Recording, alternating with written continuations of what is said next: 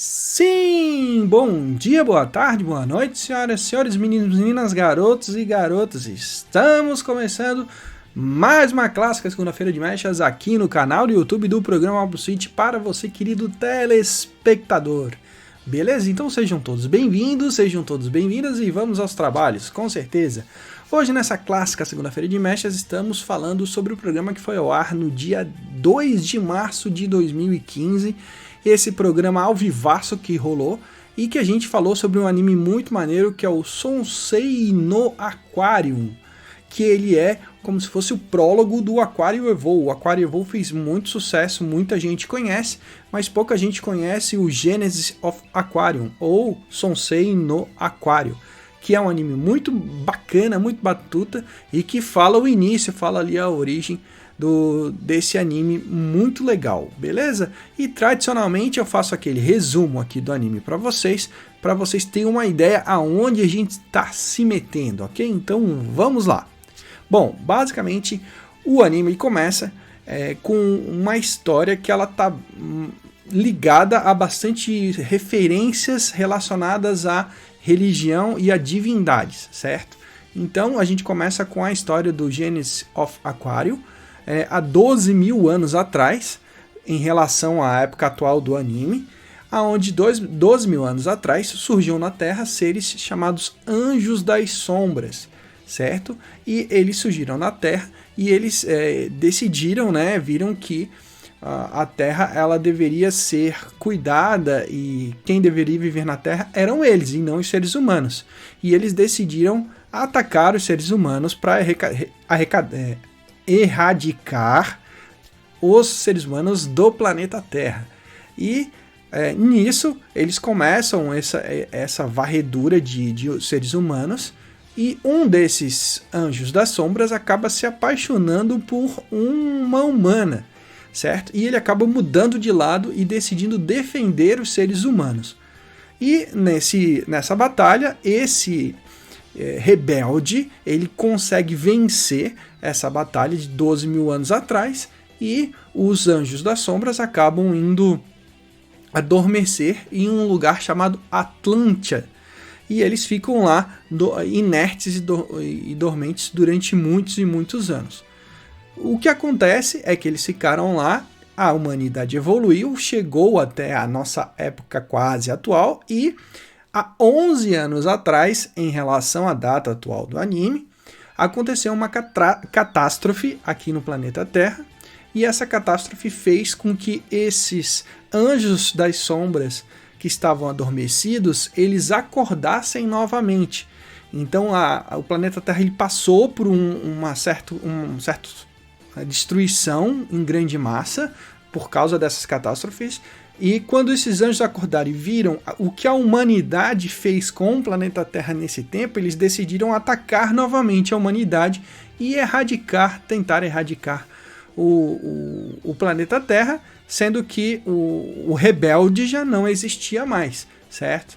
Então eles começaram a expurgar todo o planeta Terra. E como que eles fizeram isso? Eles utilizavam as máquinas que eles chamam de querubins.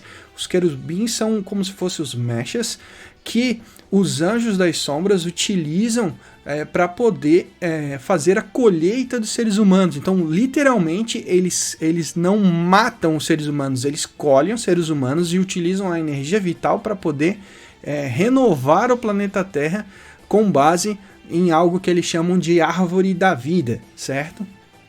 Então, como os seres humanos, em sua grande massa, eles são muito fracos, de cara eles já sofrem ataques que dizimam várias grandes cidades, e os seres humanos começam a ser erradicados. A humanidade até tenta rebater e atacar eles, mas armas comuns não adianta, eles não conseguem lutar contra os querubins, que são as armas, que são os mechas dos Anjos das Sombras. E por causa disso, surge uma organização que decide procurar formas de combater os querubins. E essa organização ela começa a pesquisar, e ela, em escavações ela acaba encontrando espaçonaves, e essas espaçonaves eles chamam de vetores, e eles descobrem que são espaçonaves muito antigas, mas que têm tecnologia muito superior à que eles têm.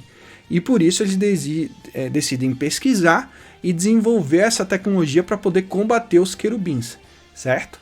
E nisso eles começam a pesquisar essa tecnologia e eles descobrem que esses vetores, que são as espaçonaves que eles encontraram, para você poder ativá-los e controlá-los, o ser humano, a pessoa, ela precisa ter uma habilidade especial que eles chamam de Elements, certo? Então quem é Elements tem uma certa sensibilidade com essa tecnologia que eles chamam de ressonância. E esses conseguem controlar os vetores, certo? E a partir disso, eles começam a procurar e localizar e selecionar pessoas, jovens, adultos, e na maioria, na verdade, até adolescentes, que têm essa ressonância com essa tecnologia para poder combater os querubins, certo? E aí a gente entra nessa história. No desenrolar da história, eles descobrem que um mecha, ele é formado por 3 vetores, certo? E então, basicamente, são 3 pilotos, certo? Um em cada vetor, e um em cada aeronave, e para eles chegarem até o mecha, eles fazem a união, eles unificam, e eles se transformam em um Aquarium, que seria o mecha que o Anjo da Morte rebelde utilizou para poder derrotar os Anjos da Morte naquela época, 12 mil anos atrás, certo?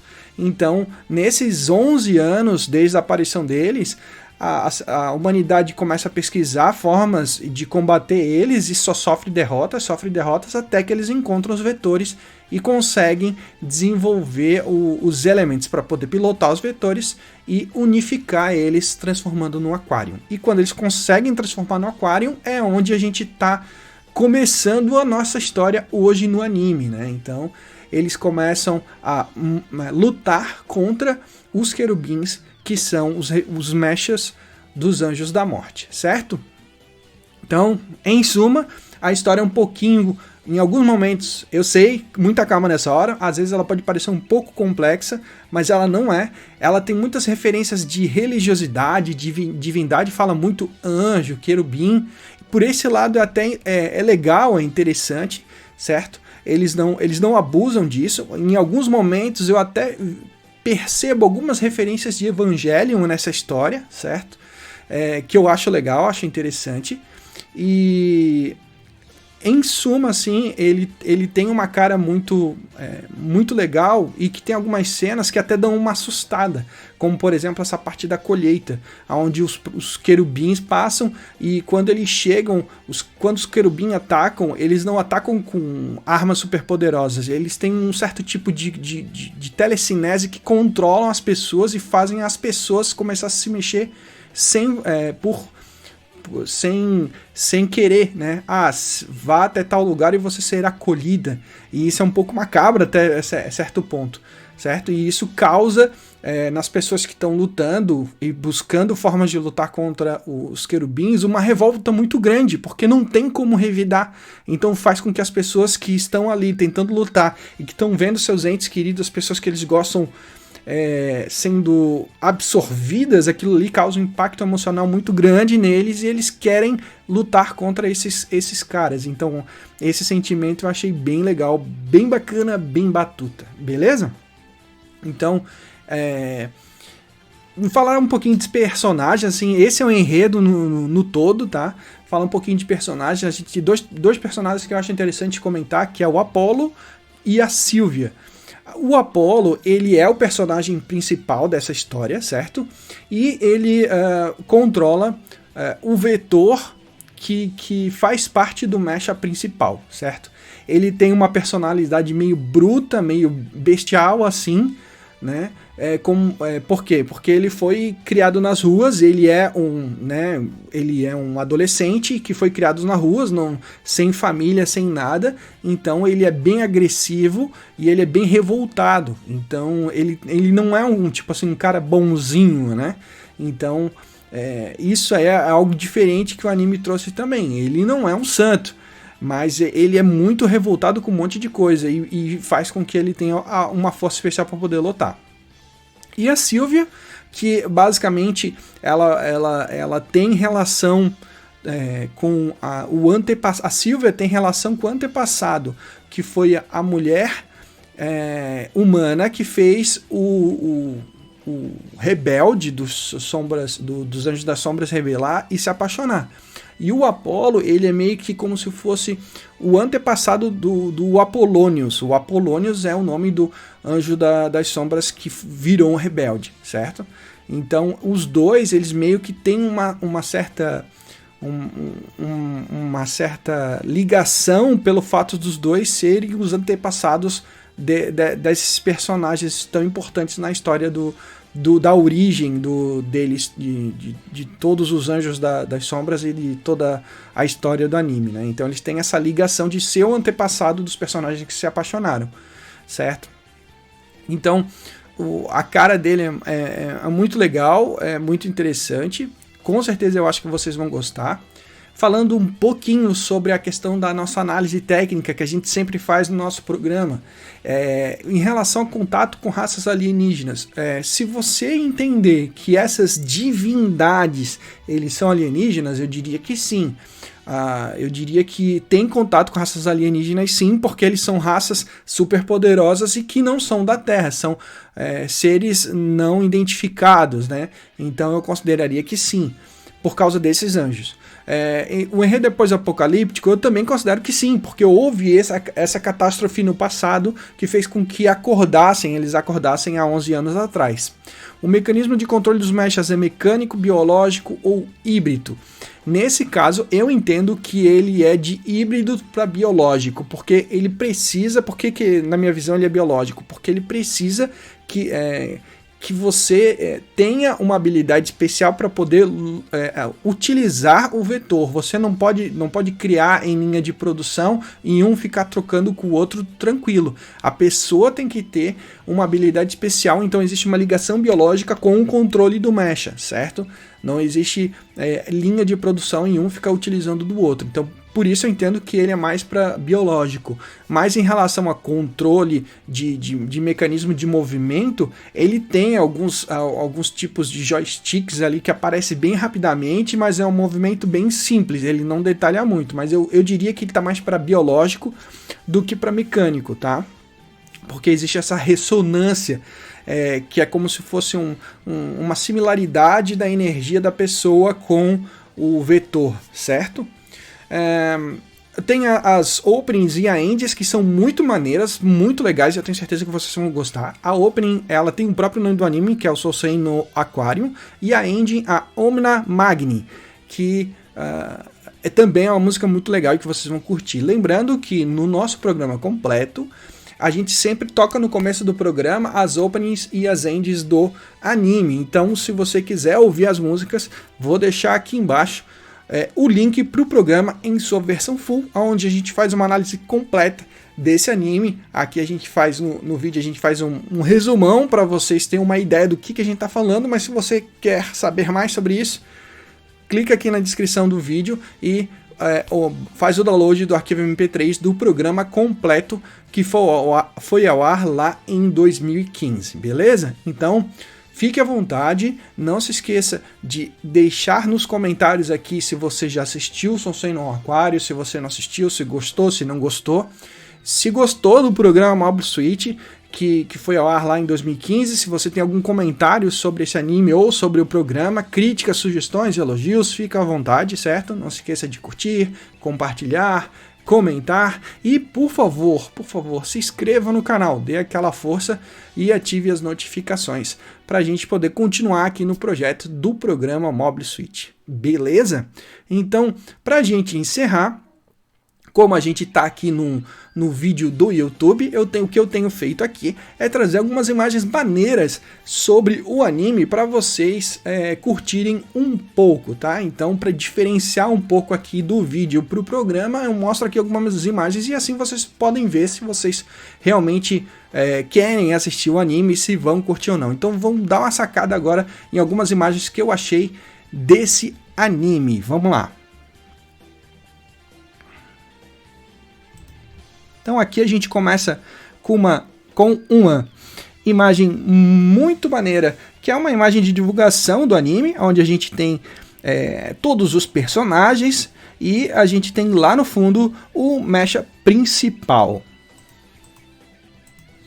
Aqui uma outra imagem de divulgação que dá para ver mais mais próximo, ou a parte de frente, o rosto do mecha, que ele tem essa carinha aqui onde parece que tem uma estrela ou um brasão em cima da cabeça dele, certo?